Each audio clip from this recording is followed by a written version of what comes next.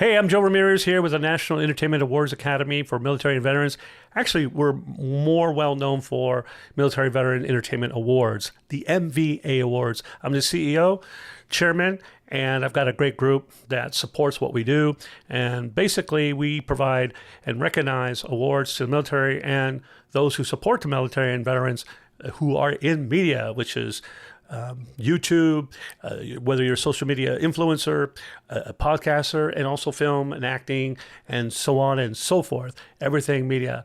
We would welcome you at any one of our events. We're a national organization. I am the chairperson and CEO. I hope I see you sometime soon. And also, don't forget, the American Legion, who's a great supporter of ours, is an option for those of you who have served in the military and are veterans. And if you're looking for a community to connect with, check out your local American Legion. There's a lot there for you. That's it for me. I hope to see you at one of our events. This is the Goode Show. Welcome to this week's episode. I'm downtown San Diego in the studio with Brian and my very, very good friend, Joe Ramirez. How are you, Joe? I'm doing great, and I really enjoyed the drive over here. So I'm glad to be here, actually. You are the only person I know that's come down from LA and used the words enjoyed. Well, let me tell you something. You gave me an excuse, because when you said you were, this is where you do your podcast, and I was stationed at in Oceanside, went to boot camp here in San Diego, Marine Corps Depot. It was like a good reason to get out of town, LA. Now, I'm glad you touched on the Marine Corps. How long were you in the Marines? I was in 8 years. 8 years? Yeah. Okay. And I could have stayed in longer. The story is I met somebody in Los Angeles, and that's the reason why I got out. Otherwise, I would have stayed in. I absolutely loved the Marine Corps. Yeah. That relationship didn't work out, but she's my attorney to this day. So, yeah, so we kept in contact. She was an attorney and all, and so everything was great. Everything's good. So. No, listen, I'm glad you came down, because one of the big reasons I want to talk to you today is about what you have created and started to build in Hollywood, of all places. You were smart enough to know that film production was changing up there, and you wanted to create something for veterans. Tell us about the MVA. How did you start? Where did you get the idea from? And how, Joe, did you put together such a fabulous event? Well, obviously, I don't know if it's so obvious, but I couldn't do it without the help of really good people, great people. In fact, the partners and the board, former military. I mean, Donna, lieutenant, has her own practice, licensed therapist. Ronnie is a West Point grad. Wow. Right? She's a West Point grad. She's a combat veteran. She retired from the Army. These are great people. And I say that not to really point out their credentials. That's just a fact. But they're really, really good to work with. I couldn't do it without them too. And of course the team, and including yourself coming out and helping. But MVA, so that we can get this out there, is Military Veterans Entertainment Awards, and it's a DBA of the National Entertainment Academy for military and veterans. And we felt that we needed to be big and broad that way, because we wanted to make this a national initiative. Yeah. We don't want to putz around. I mean, we're in the Marine. Well, I was in the Marine Corps, but we're in the military. We're gonna do this, with a lot of impact. But this kind of evolved almost reluctantly, because over there at the American Legion, the Ronald Reagan Palisades Post 283, we had a fire, as you know, as the world knows, I think. And I'm the commander there, CEO. And then I am also privileged to have a commander project.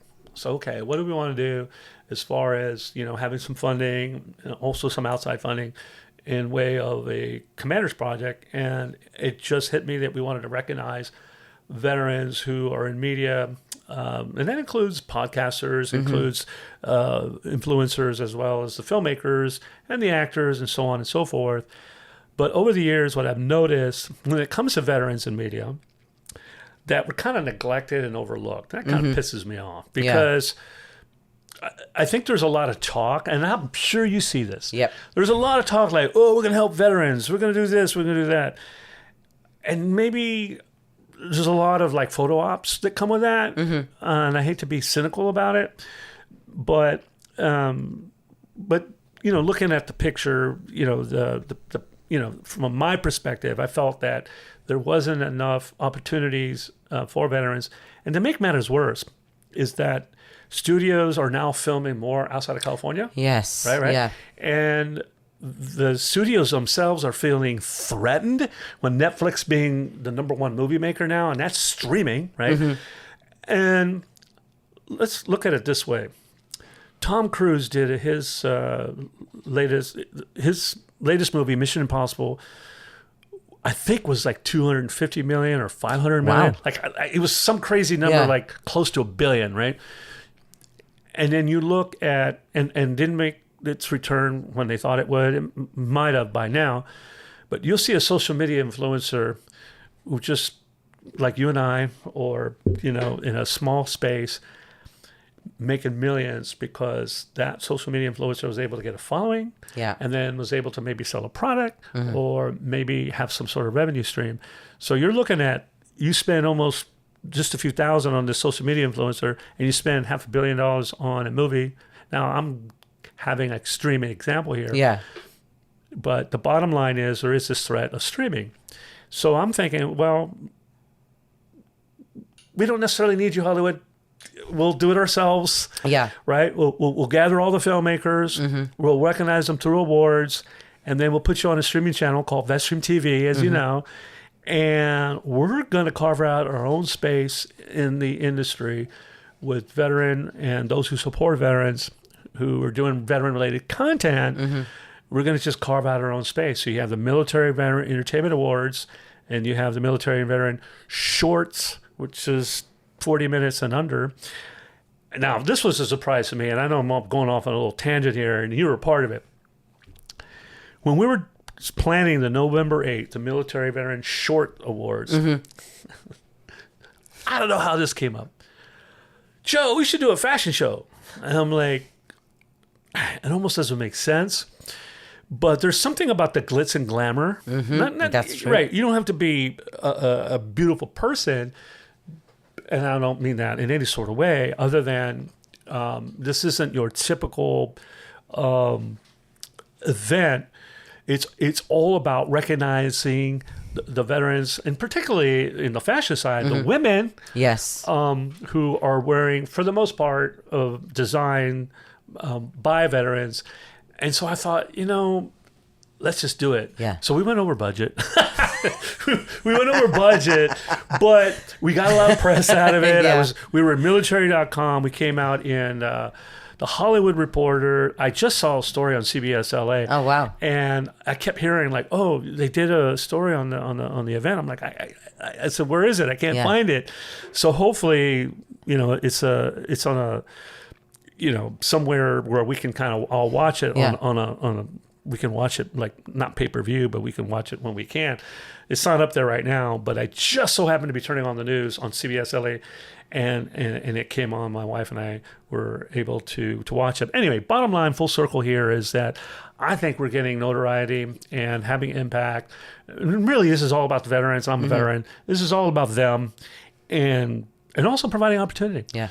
Think about it for a second. If someone sees one of those films because of what we've done and wants to put more money into it, wants to give them an independent project and put funding into that, then we've done our job.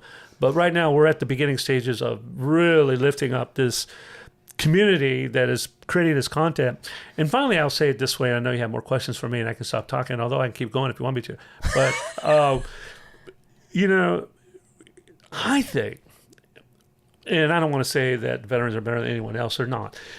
We are in some ways when it comes to, our commitment to country and service, maybe not better, but the commitment and dedication is different than someone who isn't. But what I'm saying is that we have a way of telling stories. Yeah. If you think about it, my time in Korea or in Okinawa, Japan, and those who served in combat, they have a story to tell. And they usually tell it with a certain way that captures your attention. For example, I was interviewing this one guy, and he was in Fallujah. Richard, can't remember his last name, and he says he was so shell shocked from all the shooting and all of the stuff that was going on.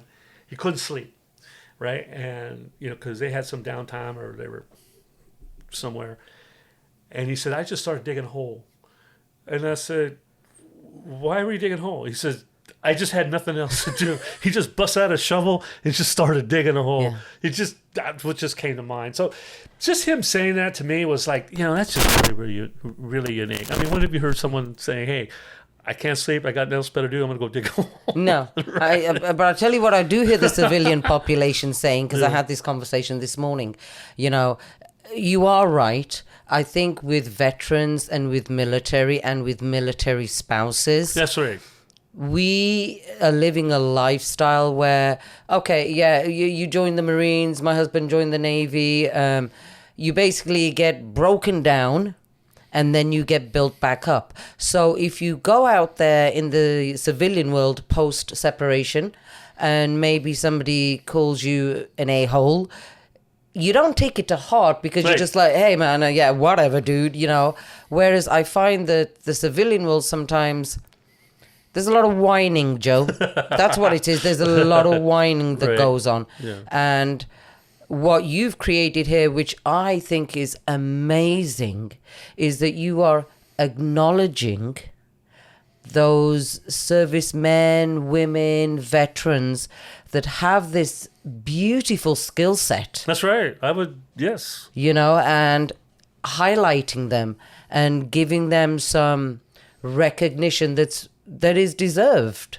So I think, and the civilian population can really learn from those stories, those shorts and those movies. They can really, I always think if you watch one of the movies, it'll help you understand military life a little bit more. I agree. And I think you're hitting on it really on the head there.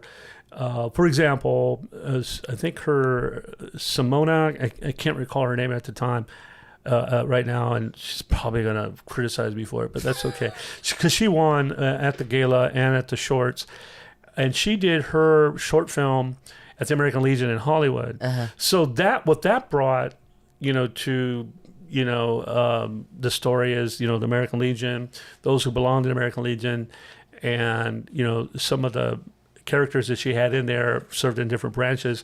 So, to your point, that when I think people watch the content that the veterans put together, it is an eye opener to, some things. And then when you touched on spouses, a lot of people don't realize, well, the civilians probably, I think the military does, and more so now than they did in the past, that the spouses really hold down the family. Yeah. Right? It's like if the guy's away or the other, if the woman's away, I don't want to make any presumptions. They both serve, right? Yeah. But that spouse, if it wasn't for the strength of that spouse, there would be some hard times. Yeah. I mean, if you look at, and I'm not too familiar with your story and your relationship and how you've had to navigate. Having a husband in the military, but you look at Maria Reed, and her husband was gone a lot, most of the time in their relationship. He's just not retired. So that sounds like my husband. I remember saying to somebody, I got married, but essentially I'm a single parent, right, running my business, keeping down the household, right. And I always say to military spouses, we are the backbone to the backbone. No question about it.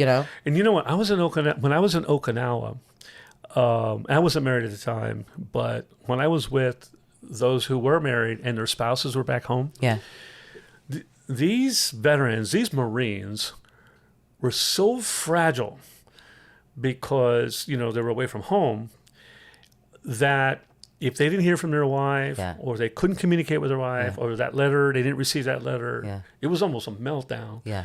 So without the spouses, from what I could see from that perspective, they would have been in pretty bad emotional shape.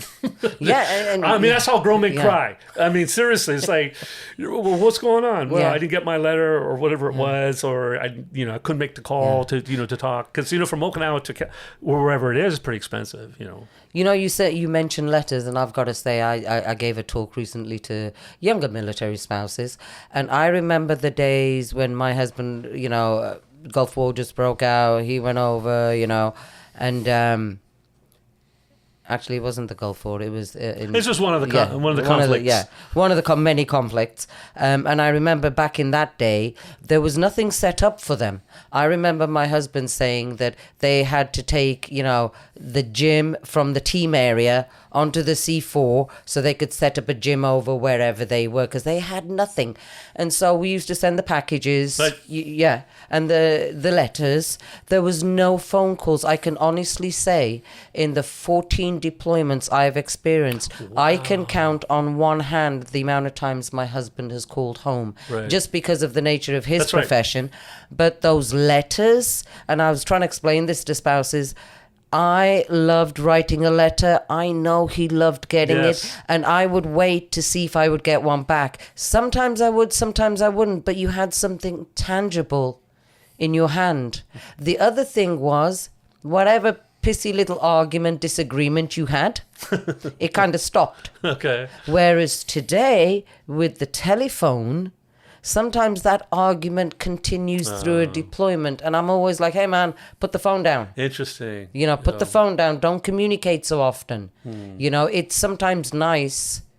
You learn a lot about yourself when the service member is away. Well, you're definitely challenged. And when I went to boot camp here in MCRD, I was married. And I went at a time when all the holidays hit. So I came in October. So I was Thanksgiving, Christmas, and then New Year's, and I was away from my wife at the time. Boy, it was pretty tough. And you're right. You're 100%, right when it comes to those letters were just like everything. I mean, just like, and there was something precious about the writing. Yeah. It wasn't, at that time.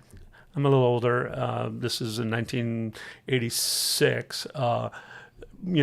Where people still writing in cursive and stuff like that. So, and then one time she sent me a box of cheese, different cheese flavors. And I said, hey, anybody want some? It was gone in 15 seconds. I didn't get any of it. but I think active duty really, really appreciates the spouses and those who support the active duty.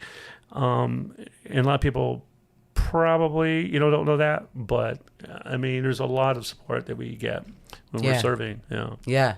And I now that my guy's retired, I don't mind admitting that there are times, although I complained at the time, there are times when I miss that I know what you're going to say. Camaraderie, all the guys and the wives coming over, post deployment things.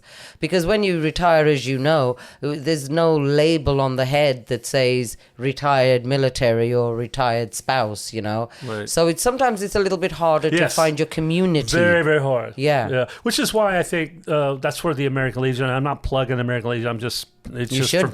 It's just for me, the American Legion has been a place for camaraderie. Although when you're on the board, it makes it a little tough because everyone has their own opinion or their own ideas on how to move, our particular post forward after a disaster. But I thought you were going to say that, there are times when I wish he was deployed. Hey, listen. Because my mom had the same experience because my dad was away a lot. Yeah. And so sometimes he would come back and she was like, man, I can't wait till he goes back out. So that she could have her own. And it's really nothing about per se on any particular serious argument. It was all about space. She got so used to having her own. We become control freaks, right? And then you suddenly come back into our space, and we're control freaks. And I actually said to somebody on a podcast recently, it took me a long time to realize this. But, you know, my guy had come back from deployment, and there's that, you know, you're in love the first couple of days, you know, it's a honeymoon again kind of thing, you know. And what I realized after 7 years was that when my husband comes home, I got to give him his nutsack back.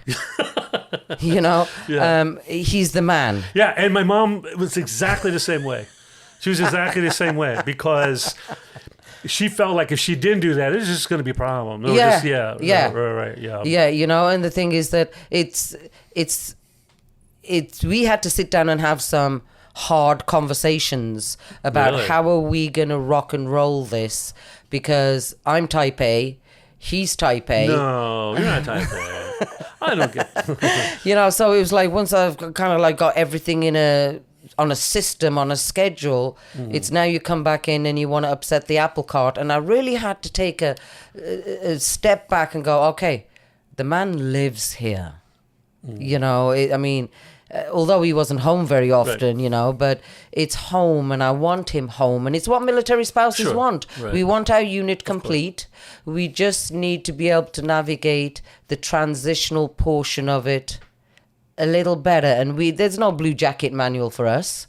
So we just got to figure it out with our partner. But myself and Chris had some hard, cold conversations like, what do you like? In fact, before I married him, we sat down and I was like, okay, what religion are you? How do you discipline children? What do you like with money? I was moving from one country to another, Joe. I had to make sure that this was the guy. Sure, of course. You know? Right. And your whole life is different. Yeah. Right. You know? Well, you know, the other thing too, and you touched on it, that like when an active duty person goes into civilian, and this is when I saw, and it was kind of sad, and in a small sort of way. I was a young Lance Corporal, and I was working at vehicle registration in Camp Lejeune. Before you go out to patrol, you have to go through like a training there at the base before you go back on, because I was military police, and before they give you a gun and a badge. So there was a time I was working at vehicle registration, and they have these signs, I bet you've seen them, where staff NCOIC or officers can cut in front of the line, right? Oh, wow. It's just the way it is, you know. Yeah. So if you need your car registered, and I think they do that because the leaders of that are in the military, they're doing a lot, so they need to come in and come out. And I remember a staff sergeant retired coming up and wanted to get treated, like he was a staff sergeant, but he was retired. Yeah.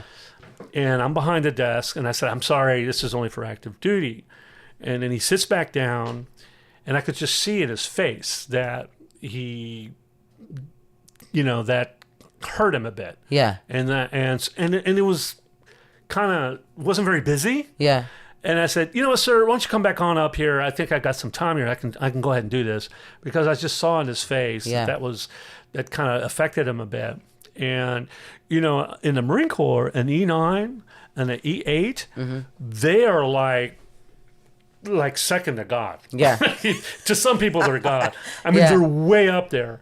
And I mean, if an E8 or E9 is walking through the barracks or anywhere where there's a bunch of us non-race under E4, we're walking out of the way. I'm like, oh, excuse me, sir. I mean, that's how much respect that we give those E8s and E9s, and then all of a sudden they retire and they're not that anymore. Yeah. You know, it really, and in fact, there was a statistic, I don't know where it is now, where the Marine Corps did have the highest rate of suicides. Wow. Yeah, because, I mean, in the Marine Corps, we take rank, well, I don't know how it is now, but we used to take rank ultra seriously, super seriously. Yeah. In fact, one of my friends was an intelligence officer in the Navy, Steve. We grew up together since 10th grade. And he told me, hey, I'm going to go now. I want to come by and visit. Yeah. I said, sure, And so he came by the barracks, and everyone was just like so careful because he was an officer. Yeah. And he kept saying, stop it. Yep. Joe and I, at that time I was Norm, is a whole different story. But we're friends. We're friends. And this is where it got a little crazy. So we go out in town. He wants to get into a fight intentionally because, he thinks that, military, we're all like rugged. Yeah. But actually, I mean, if you get into any kind of conflict, your butt's going to get in trouble. Yeah. So, I mean, we don't want to take crap from one another, but we do know that we're going to get in trouble. So we're out in town and he starts a fight and I'm with him. Oh, wow. And he's just waiting for someone to take a swing at him. And I kept telling everyone, I said, hey, just watch it. This guy's an officer. And he had a few to drink. So, hey, this guy's an officer. We can't go there. And but he pushed it, too much to one time. Somebody slugged him. He's on the ground. And now they're just really punching him, pretty hard. And I pulled the two guys off, told them to leave. And he's all kind of bruised up, and he goes, "Yeah, I got into a fight. Yeah." I'm like, dude, you didn't get into a fight. You got your butt kicked. Anyway, just as we reminisce. I mean, as we're talking, I'm reminiscing about a lot of things. But you know what I noticed there, though? Like, going back to the MVA, like, I don't know whose rank is what or what their rank is, but I do know that outside of that arena as well, when military community comes together to work on the same project, it's everybody is just together. That's right. There isn't 100%. In fact, there was a couple of people that were involved in our project and still are that were like way high, like Pentagon, like next to the chief of staff. I mean, all that stuff. I didn't even know that about Brian McLaughlin. I don't know exactly what his connection was, but he was way up there. I don't know if you remember Brian. I'm like, dude, like, I should be like, saluting him, sort of thing. But yeah, you're totally right that a project like Military Veterans and Entertainment is more of a community effort and endeavor and campaign, regardless of how you serve in the military. But you do bring those skills to the table. Yes. Like, Brian, in this particular case, was so at the May Awards Gala at the Beverly Wilshire. He was so good at keeping a connection with the VIPs. Yeah. Because the VIPs, right? We need to treat them like VIPs. Yeah. Very important people. So he was really good with that. Donna and Ronnie, who I've mentioned already. I can totally see where Donna has got that thing, in, and she's, hey, this is what I need it now, and I like that. Right. Yeah, and I think some people don't. And what I see is a person like that, because she's not only one that I've run into that acts like that. She gets things done. Come on. It's like when, I mean, let's face it, we've never done a fashion show before. And I thought it went all fine. In fact, we were going to do another one in October, and it's going to be its own. So we'll probably do it before or after Fashion Week, but we will do a fashion show, and we'll hype the media around the fashion show versus trying to do a fashion show and a short film contest, because those two audiences are different. And so marketing was kind of hard. But what I realized, though, that in general, and it's kind of what you and I are coming full circle here, are kind of alluding to, the veteran community can come together regardless. Yes. And especially if it's a good cause, I think we come together in great ways. We can come together in great ways. Now, if somebody listening has got a movie, a documentary, something that they want to submit, how do they do that, Joe? This is super easy. Just go to mvawards.org. Okay. That's plural, mvawards.org. We will probably open up this month, actually, for entries for May, for the awards in May. But if you've got anything that you would want to be considered, for awards, even if it's not for May, we can consider it for some other time. Or we can actually recognize you ahead of time. Just go to mvawards.org. And if I get the email, I might be slow getting back to you, but we'll make sure someone gets back to that person. And there's something I do want to say that you haven't mentioned at all that I think was just like Crazy Town, USA. When the Pacific Palisades fires were on, when I came up to the Legion, everything else around the Legion had burned down, but the American Legion Pacific Palisades post. Right. To me, that was freaky deaky. No question. You know, There's a lot of people that think that's a spiritual in nature, but for whatever reason, yes, and remain intact. I snuck in while the fire was happening. Within 2 or 3 days, and we still had power. We had air conditioning. We had water. I mean, we had everything. I mean, eventually that all got cut off. But it was a really weird situation. Well, how is it that to the left, to the right, to the front of us, things are way burned down, but yet our property is just... The only thing that was affected was there's a little burnt flag, just a little bit, and then we kept it for safekeeping. And, the ventilation system got a little smoky. That's it, yeah. Another question for you. MVA, is it a non-profit? 501c3, military veterans, and... This is so fascinating. We really just launched that in February, but we've had millions and millions and millions of people now come through, either on social media, on our website, through the films and the awards. We've got millions of people now have had their eyes or eyeballs on our endeavor, so to speak. Okay, so if Hollywood is listening, what do you want to tell Hollywood before we wrap this up? Well, I would say that the Military Entertainment Awards and the veteran community, along with VetStream TV having our own streaming channel, that we are going to make an impact from an entertainment standpoint. We're also supporting veterans. If you want to come along with us, that would be great. We're going to have partnership. However that looks, we're very flexible and open. I'm an entrepreneur. I've started several businesses. We'd love to have maybe a good partnership with Hollywood versus a competitive one. Yeah. But I'll compete with you too if you want. Well, hey, listen, if you don't come on board, we're still rocking and rolling, moving forward. Kind of the point. But, but we want you. We want you. Yeah. And I got to say thank you. Thank you to you. And for putting out constantly the awareness about us and who we are.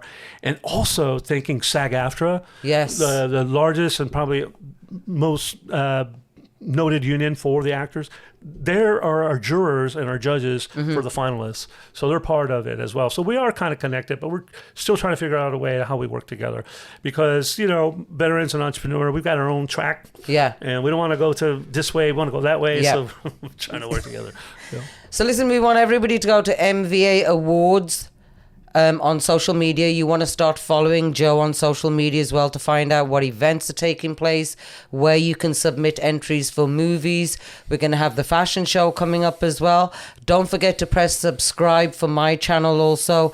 Joe, I'm so glad you came down today and we had this chat. Yeah. I feel that we definitely need to do a podcast at an event. That's right. As chaotic as it all is, but it's a good place to do it. I agree. I think it's almost a crime not to do it. Yeah, absolutely. Let's get you set up. Yes, we should do that. Okay, yes. Right. We'll get you set up. Okay, that will... Good show. Yes, that will be perfect. Okay, Joe, listen, thanks a lot again for driving down. Yeah. And for your service and everything you've continued to do moving forward. Right, you too. This is my family. Right. So... and I'm glad we met. From the moment I saw you on the red carpet on May, I thought, there was something special about what you were doing and who you are. Well, thank you. I appreciate that. All right.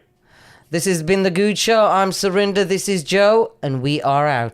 Thanks for tuning in to The Goode Show. I hope you have been inspired by today's conversation. If you loved what you heard, help us spread the word. Follow me on Instagram @The Goode Show.